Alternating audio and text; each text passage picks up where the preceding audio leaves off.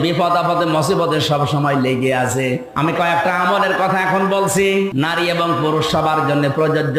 সব সময় অজু থাক আর না থাক, শরীর পাক থাক আর না থাক, সব সময় মুখে জারি রাখবেন আস্তাগফিরুল্লাহ ওয়া আতুবু ইলাইহি, আস্তাগফিরুল্লাহ ওয়া আতুবু ইলাইহি। যদি এটা বেশি বড় হয়ে যায় শুধু বলবেন ইগফিরলি ইগফিরলি অথবা আস্তাগফিরুল্লাহ আস্তাগফিরুল্লাহ। এটা পড়লে মানুষের মনের ভেতরে যে অশান্তি আছে, আল্লাহ বলেন আমি নিজে ওইটা দূর করে দেই। আর একটা আমলের কথা বলছে, বিপদ আপদে মুসিবতে সব সময় লেগে আছে। যদি পারেন পারতপক্ষে দরুদ শরীফ পড়ার চেষ্টা করবেন।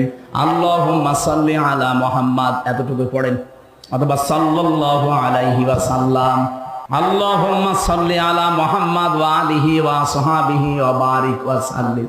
এরপর আরো দুইটা আমল আছে, নবীজি বলেন কেউ যদি এটা সব সময় বলে হাসবুনাল্লাহ হাসবুনাল্লাহ